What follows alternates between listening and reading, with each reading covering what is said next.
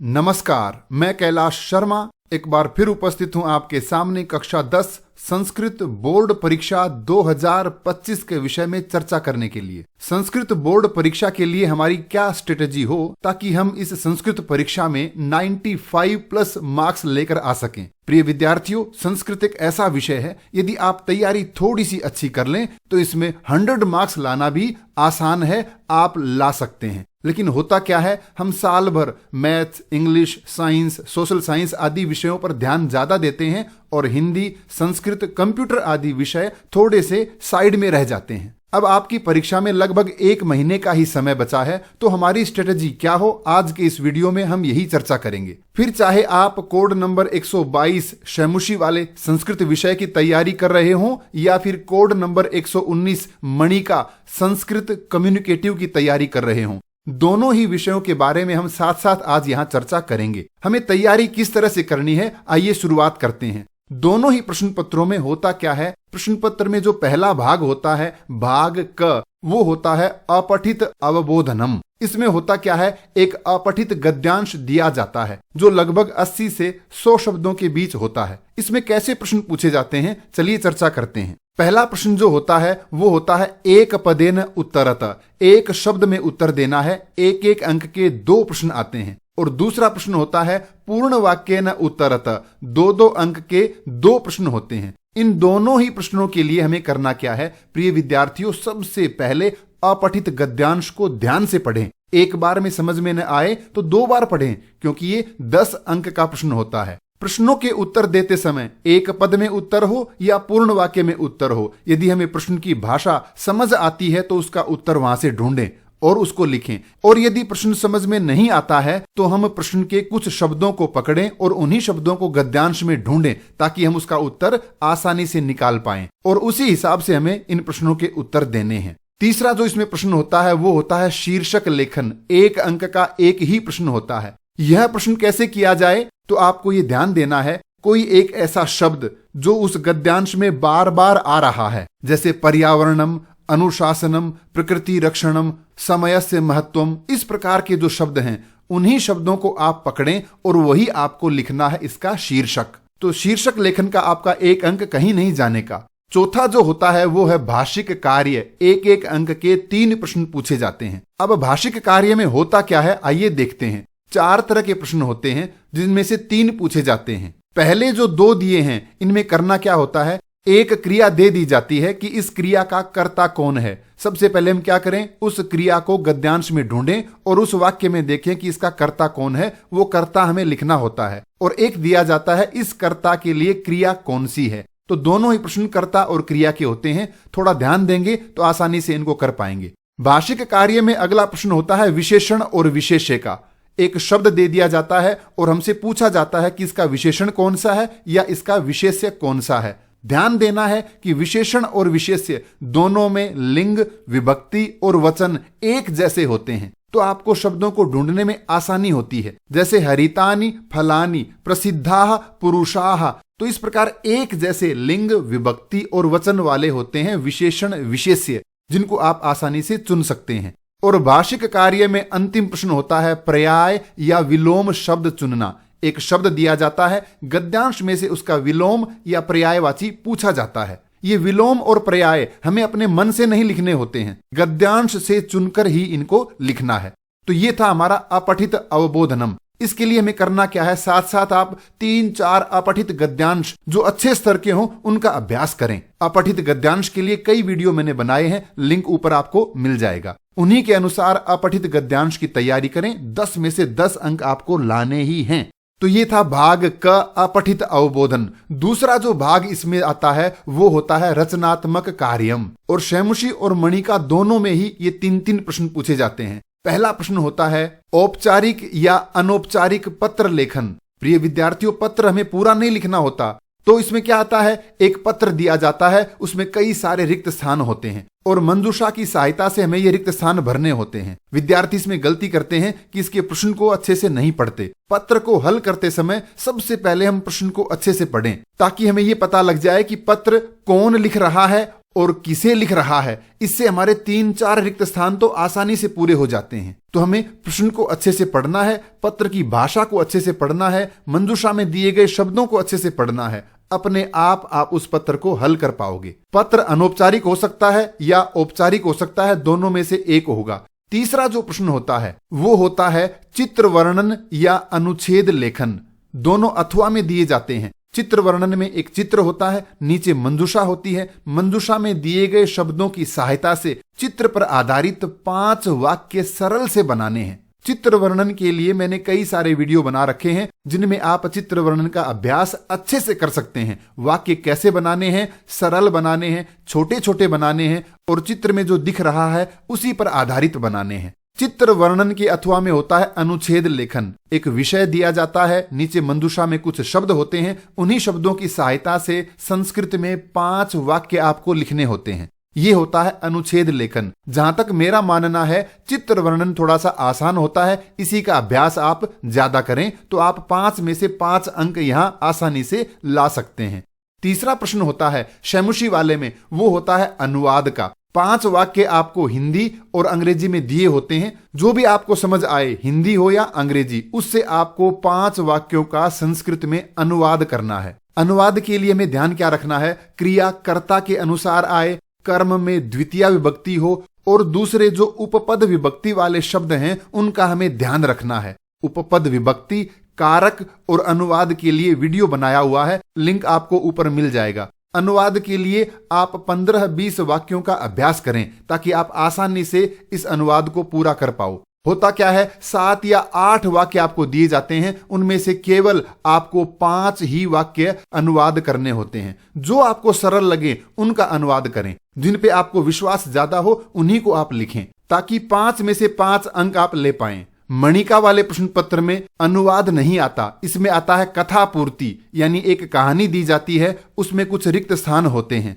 नीचे मंजूषा की सहायता से वो रिक्त स्थान भरने होते हैं। कहानियां बड़ी आसान सी दी जाती हैं, सरल सी दी जाती हैं, लेकिन संस्कृत में होती हैं, इसलिए थोड़ा हमें समझने की इसमें आवश्यकता होती है। कहानी को 2-3 बार पढ़ें, आपको कहानी आराम से समझ में आएगी। बीच में जो मंजूषा में शब्द दिए जाते हैं उन शब्दों का कहानी में दिए गए वाक्यों से तालमेल बैठाएं और रिक्त स्थान भरें। इसके अथवा में दिया जाता है संवाद पूर्ति, यानी डायलॉग दिए जाते हैं 2 व्यक्तियों के बीच में और बीच में कुछ रिक्त स्थान होते हैं। रिक्त स्थान पूर्ति के लिए मंजूषा में संवाद दिया होता है, उन्हीं शब्दों की सहायता से आपको संवाद पूरा करना है। ये कथा पूर्ति से भी सरल होता है। 4 या 5 संवाद दिए होते हैं जिसमें व्यक्ति अपना नाम बताता है, कौन सी कक्षा में पढ़ता है, किस चीज में रुचि है, इस प्रकार की बातें वहां दी जाती हैं। यदि आप मंजूषा में दिए गए संवाद को ध्यान से पढ़ेंगे तो आप रिक्त स्थान आसानी से भर सकते हैं। इसमें 3 प्रश्न होते हैं, तीनों ही 5-5 अंक के होते हैं। 15 अंक का होता है भाग ख,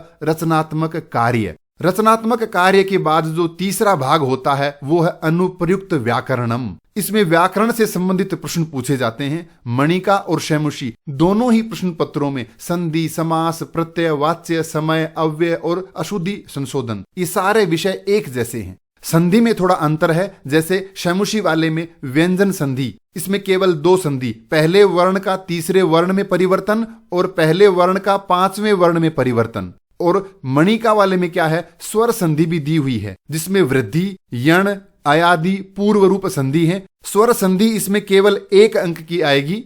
व्यंजन संधि इसमें पर सवर्ण संधि, तुगागम, त का आगम और पहले वर्ण से तीसरे वर्ण में परिवर्तन, ये भी केवल 1 अंक का होगा। विसर्ग संधि दोनों में सेम है। क्या है, विसर्ग से उ, विसर्ग का र, विसर्ग का लोप, विसर्ग के स्थान पे स, श और श बनना। यहां विसर्ग संधि 2 अंक की आती है, इस पे विशेष ध्यान देना है। शैमुशी वाले में संधि 2 ही दी हैं, व्यंजन और विसर्ग दोनों ही संधि 2-2 अंक की दी जाती हैं, तो विद्यार्थी इसी तरह से इनका अभ्यास करें। स्वर्ग संधि, व्यंजन संधि और विसर्ग संधि तीनों का वीडियो बनाया हुआ है, लिंक ऊपर दिया हुआ है, विद्यार्थी इनका अभ्यास करें। संधि के बाद आता है प्रश्न समास। समास में क्या है, शैमुशी में जो समास दिया है वो तत्पुरुष, बहुब्रीहि, अव्ययी भाव, द्वंद्व। मणिका वाले में दिया है तत्पुरुष, इसमें विभक्ति, नय और उपपद, ये थोड़ा एक्स्ट्रा दिया है। द्वंद्व दोनों में है, अव्ययी भाव दोनों में है। शैमुषी वाले में बहुब्रीहि का एक उदाहरण पूछा जाएगा और मणिका वाले में नया और उपपद से एक पूछा जाएगा। तो समास का प्रश्न हमें समास विग्रह या समस्त पद लिखना नहीं है, 4 ऑप्शन दिए जाते हैं, उन्हीं में से एक चुनना है। लगभग प्रश्न आपके पाठों से ही दिए जाते हैं, इसलिए मैं आपको सजेस्ट करूंगा जब आप पाठों की तैयारी कर रहे होते हैं तो ऐसे शब्दों पे विशेष ध्यान दें जो संधि युक्त हैं या जो समास युक्त शब्द हैं, ताकि इन प्रश्नों को आप आराम से हल कर पाएं। समास के बाद जो प्रश्न होता है वो है प्रत्यय। प्रत्यय दोनों विषयों में एक जैसे हैं, दोनों में ही मतुप जिसमें मान और वान बचता है, ठक जिसमें इक बनता है, त्व जिसमें त्वम बनता है, तल जिसमें ता बनता है, टाप में आ बचता है, नीप में ई बचता है। प्रत्यय से संबंधित प्रश्न हल करते समय विद्यार्थी ये ध्यान नहीं देते कि प्रश्न है वो एक वाक्य में पूछा जाता है, और जहां पे प्रश्न पूछा जाता है जिस शब्द में प्रत्यय जोड़कर लिखना है उसके आगे पीछे के शब्द आप ध्यान से देखें। यदि उसका कोई विशेषण दिया हुआ है तो जो लिंग विभक्ति वचन विशेषण में है वही आपको विशेष्य में करनी है, जिससे कि आपका प्रत्यय वाला प्रश्न गलत ना हो। प्रत्यय दोनों में ही 4-4 अंक के पूछे जाते हैं। प्रत्यय के बाद है वो आता है वाच्य परिवर्तन। वाच्य परिवर्तन में केवल 3 बातें आपको ध्यान से पढ़नी है, कर्ता, क्रिया और कर्म। यदि कर्ता में प्रथमा विभक्ति है तो क्रिया परस्मयी पद यानी पठती, पठतः, पठन्ति इस प्रकार की आएगी। कर्ता में यदि तृतीया विभक्ति है जैसे मया, त्वया, रामेण, तो फिर क्रिया आत्मने पद की होगी जो य लगकर बनती है, जैसे पठ्यते, गम्यते इस प्रकार से। और कर्म में हमेशा द्वितीया विभक्ति होती है। बस अगर ये 3 बातें आप ध्यान से पढ़ लेते हैं तो 3 अंक का वाच्य वाला प्रश्न आपका गलत नहीं होगा। वाच्य के बाद है समय। दोनों में ही समय से संबंधित प्रश्न आते हैं। शैमुषी में आता है 4 अंक का, मणिका वाले में होता है 3 अंक का। यहां केवल 3 बातें आपको ध्यान से पढ़नी है। एक प्रश्न आता है सवा यानी सपाद, एक होता है साढ़े यानी सार्ध, एक प्रश्न होता है पौने यानी पादो न। बस आपको पंचवादनम, सपाद पंचवादनम, सार्ध पंचवादनम, पादो न षडवादनम, ये 4 बातें आपको ध्यान रखनी है, 4 अंक कहीं नहीं जाने के। समय से आगे आता है अव्यय पदानी। अव्यय से संबंधित प्रश्न पूछा जाता है। पाठ्यक्रम में निर्धारित कुछ 18-20 अव्यय हैं, उन्हीं से संबंधित प्रश्न आता है। वाक्य हमेशा आपकी पुस्तक के पाठों से ही दिया जाएगा, इसलिए मैं बार बार कहता हूं जब आप पाठों का अभ्यास करते हैं, उनका अनुवाद समझते हैं, पाठों को पढ़ते हैं, तो आप इन शब्दों पे विशेष ध्यान दें कि कौन से शब्द संधि से बने हैं, कौन से समास से बने हैं, कौन से शब्द में क्या प्रत्यय लगा है, यहां पर किस अव्यय का प्रयोग हुआ है। तो आप उन पाठों के साथ साथ कई सारे और दूसरे टॉपिक भी कंप्लीट कर पाओगे। यह है अव्यय। अंतिम प्रश्न इसमें होता है अशुद्धि संशोधन। दोनों में ही 3-3 अंक का पूछा जाता है। अशुद्धि संशोधन वाले प्रश्न के लिए आपको कुछ बातें ध्यान रखनी है, जैसे लिंग, विभक्ति, कारक और वचन आदि से संबंधित बातें। क्या ध्यान रखना है? जैसे कर्ता में प्रथमा विभक्ति होती है, कर्म में द्वितीया होती है, क्रिया हमेशा कर्ता के अनुसार आती है। ध्यान रहे यदि वाक्य कर्म वाच्य में है तो कर्ता में तृतीया, कर्म में प्रथमा और क्रिया कर्म के अनुसार ही आएगी। विशेषण और विशेष्य में भी आपको ध्यान रखना पड़ेगा। जो लिंग विभक्ति वचन विशेषण का होता है वही लिंग विभक्ति वचन विशेष्य का करना होता है। यही अशुद्धि संशोधन में पूछा जाता है। अशुद्धि संशोधन और अनुवाद में काफी कुछ बातें मिलती जुलती सी रहती हैं, अतः आप 3 अंक का यह प्रश्न अच्छे से हल करें। यह भी MCQ वाला है, 4 विकल्प दिए होंगे, सही विकल्प आपको चुन के लिखना है। अशुद्धि संशोधन के लिए भी कुछ वीडियो मैंने बनाए हुए हैं, लिंक ऊपर दिया हुआ है, उसी हिसाब से आप तैयारी करें। यह था हमारा भाग ग अनुप्रयुक्त व्याकरण। चौथा भाग जो होता है वो होता है पठित अवबोधन। पठित अवबोधन में दोनों ही पुस्तकों से प्रश्न पूछे जाते हैं, शैमुषी और मणिका से। दोनों ही प्रश्न पत्रों में 18 प्रश्न होते हैं। प्रश्न संख्या 12, 13 और 14 ये होते हैं पठित गद्यांश, पठित पद्यांश और पठित नाट्यांश। ध्यान रहे आपके सिलेबस में 9 पाठ दिए हैं, जिनमें 3 पाठ होते हैं गद्य वाले, जिनमें से ये गद्यांश आता है। 3 या 4 पाठ होते हैं श्लोकों वाले, जिनमें से पठित पद्यांश पूछा जाता है, और 2 पाठ होते हैं नाटक वाले, जिनमें पठित नाट्यांश पूछा जाता है। इन तीनों में ही जो प्रश्न पूछे जाते हैं वो होते हैं एक पद में उत्तर वाले प्रश्न, पूर्ण वाक्य में उत्तर वाले होते हैं 1-1 अंक के 2 प्रश्न, भाषिक कार्य वाले 3 दिए जाते हैं, 2 करने हैं, इसके लिए भी स्ट्रेटजी क्या हो, वही होगी जो अपठित गद्यांश में हमने पढ़ा था। पहले गद्यांश, पद्यांश या नाट्यांश को अच्छे से पढ़ें, फिर प्रश्न कैसे पूछा जाता है उस पर ध्यान दें। उत्तर यदि हमें सीधा पता चल जाता है तो लिखें, समझ नहीं आता है तो प्रश्न के कुछ शब्दों को पकड़ें, गद्यांश, पद्यांश और नाट्यांश में पहुंचें और उस उत्तर को ढूंढ निकालें। केवल यही स्ट्रेटजी इन तीनों में हमें काम में लेनी है। गद्यांश, पद्यांश और नाट्यांश के बाद आता है प्रश्न निर्माण। दोनों ही प्रश्न पत्रों में प्रश्न निर्माण आता है। मणिका वाले में 5 अंक का होता है, शैमुषी वाले में 4 का। 5 वाक्य दिए जाते हैं जो पाठों में से ही होते हैं। रेखांकित शब्द के आधार पर हमें प्रश्न निर्माण करना होता है। प्रश्न निर्माण के लिए बहुत अच्छे वीडियो बनाए हुए हैं, लिंक ऊपर दिया हुआ है, आप उनका अभ्यास अवश्य करें।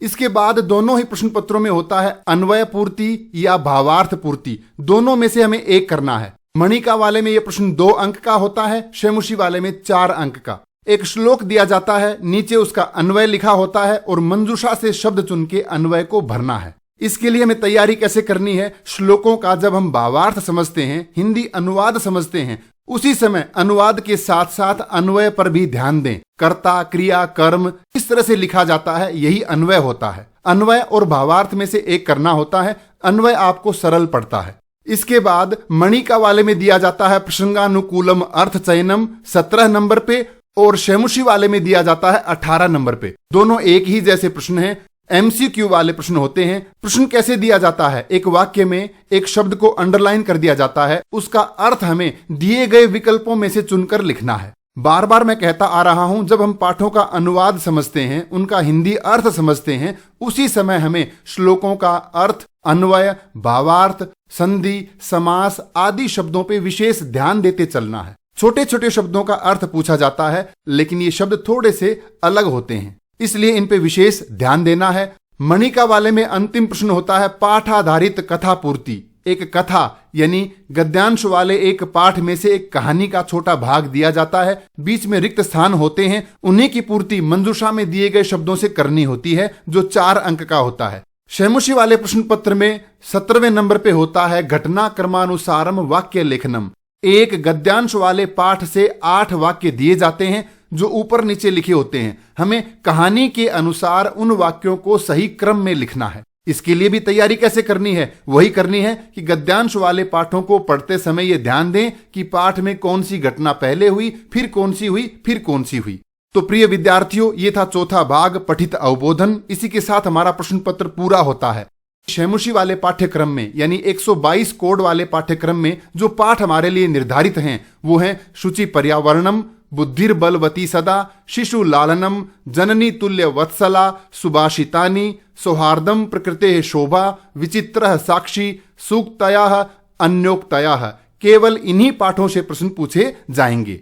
मणिका वाले सिलेबस में जो पाठ निर्धारित हैं वो हैं वांग्मयम तपः, नास्ति त्याग समम सुखम, रमणीया ही सृष्टि ही एषा, आज्ञा गुरुणाम ही अविचारणीया, अभ्यास वशगम मनः, राष्ट्रम संरक्षम एव ही, साधु वृत्तिम समाचरेत, तिरुकुरल सुक्ति सौरभम, सुस्वागतम भो अरुणाचलेस्मिन।